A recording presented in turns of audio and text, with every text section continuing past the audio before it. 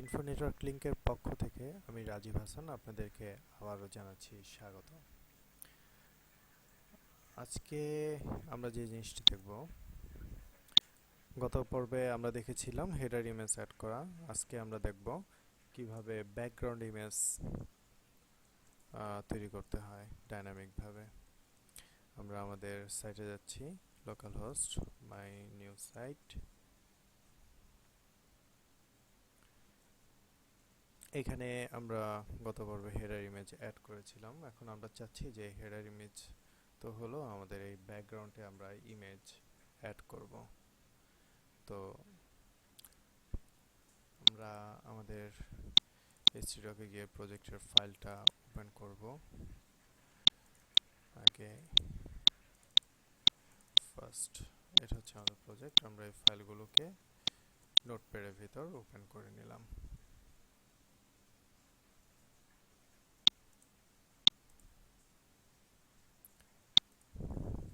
এটা হচ্ছে আমাদের হেডার ইমেজের। আচ্ছা, আমরা যদি ব্যাকগ্রাউন্ড দিতে যাই তাহলে আমাদের ব্যাকগ্রাউন্ডটা কিসের মধ্যে? আমাদের ওয়েবসাইটে যদি আমরা ব্যাকগ্রাউন্ড দিতে যাই, আমাদের ব্যাকগ্রাউন্ডটা আসে মূলত বডির মধ্যে, তাই না? আচ্ছা, আমরা ইন্সপেক্ট করে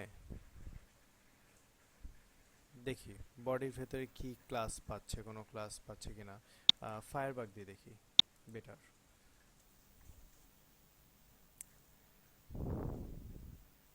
দেখেন, বডির ভেতরে কোনো ক্লাস পাচ্ছে? কোনো ক্লাস নাই, কোনো ক্লাস নাই।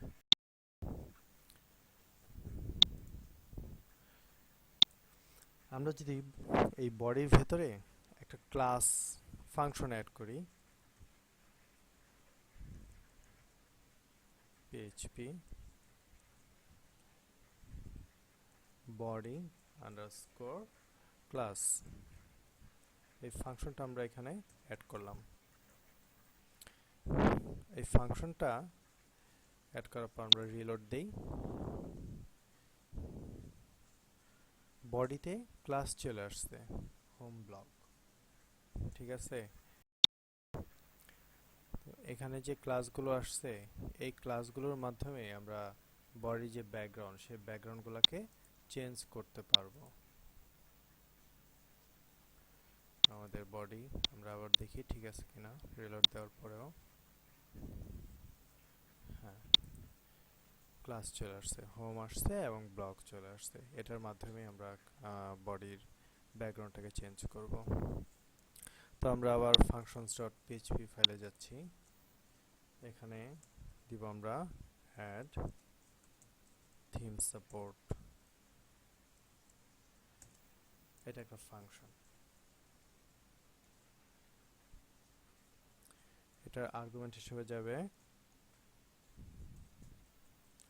কাস্টম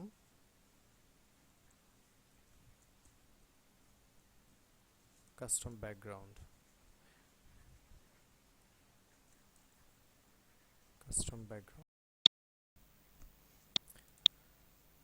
এখন আমরা আমাদের wp অ্যাডমিনে লগ ইন করি।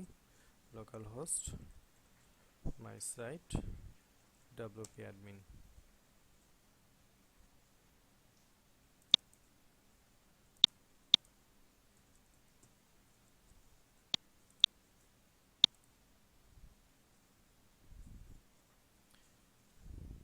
এখানে দেখেন অ্যাপিয়ারেন্সের ভিতরে ব্যাকগ্রাউন্ড নামে একটা নতুন অপশন তৈরি হয়েছে। এই অপশনটা কিন্তু তৈরি হয়েছে আমাদের এই যে থিম সাপোর্টে এই কাস্টম ব্যাকগ্রাউন্ড এই ফাংশনটাকে যুক্ত করার কারণে। আচ্ছা, আমরা ব্যাকগ্রাউন্ডের জন্য আমরা একটা ইমেজ ডাউনলোড করে নেই। ন্যাচারাল ইমেজ, কোন ইমেজটা নেওয়া যায় বলেন তো? আমরা আমাদের পছন্দ মতো যে কোনো একটা ইমেজ নিয়ে নিতে পারি। এই ইমেজটা নেই।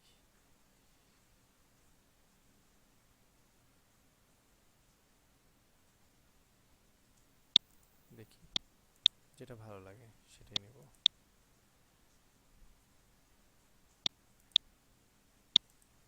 এটা আমার একটু বেশি ভালো লাগবে, এটাই নিলাম।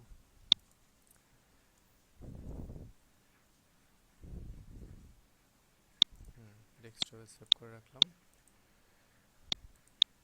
এখন আমরা background image no image selected, মানে আমাদের কোনো ইমেজ এখানে সিলেক্ট ইমেজ, মিডিয়া লাইব্রেরিতে একটা ইমেজ আমাদের আছে। এটা কিন্তু এই ইমেজটা হচ্ছে আমরা হেডারে যে ইমেজটা দিয়েছিলাম সেটা।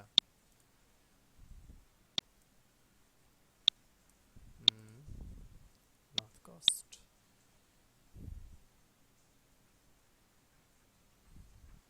এই ইমেজটাকে সিলেক্ট, মানে মিডিয়া লাইব্রেরিতে আমরা যখন আপলোড করি, আপলোড করার পরে ইমেজটা মিডিয়া লাইব্রেরিতে আপলোড হয়ে জমা হয়।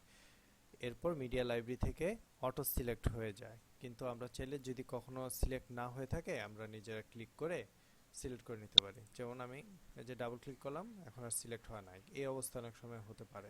সেক্ষেত্রে আমরা আবার ক্লিক করে চুজ ইমেজ এটা দিয়ে দিব। দেখেন ব্যাকগ্রাউন্ড চলে আসছে। আমরা সেভ এন্ড পাবলিশ দিয়ে দিলাম। এখন আমরা আমাদের সাইটটাকে আবার রিলোড দেই। দেখেন আমাদের একটা ব্যাকগ্রাউন্ড ইমেজ চলে আসছে, তাই না? এখন এই ব্যাকগ্রাউন্ড ইমেজটা আমরা নো রিপিট দিতে পারি। নো রিপিট দিলে কি হবে?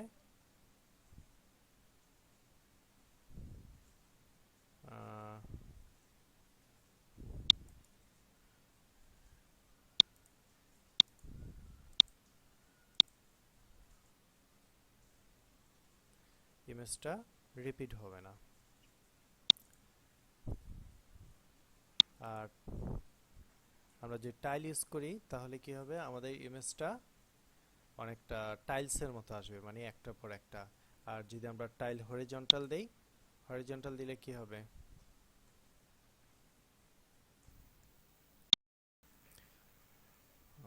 হরিজন্টাল এটা যদি আমরা করি, মানে ইমেজটা আমাদের বাম দিক থেকে ডান দিকে, শুধু ডান দিকে যাবে।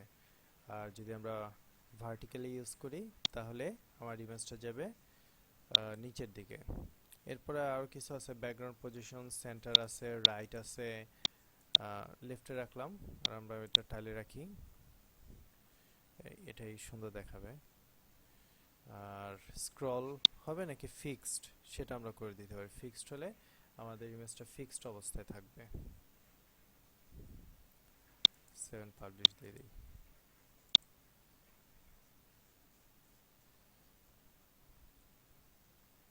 আমাদের ইমেজটা মানে এতটুকু, আমাদের আরো যদি বড় ইমেজ নিতাম তাহলে আমাদের জন্য বেটার হতো। এই পাশ থেকে মানে টাইল দেওয়ার কারণে এই পর্যন্ত ইমেজটা আসার পরে এখান থেকে আবার বাকিটা আসছে। তো আমরা এটা সিএসএস আমাদের সিএসএস দিয়ে আমরা ঠিক করে নিতে পারি।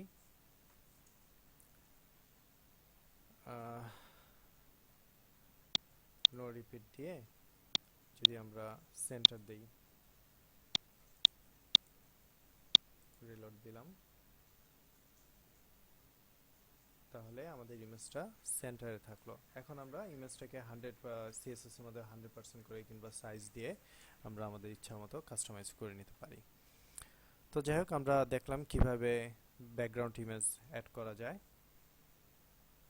তো আজকের মতো এখানেই থাকুক। আল্লাহ হাফেজ।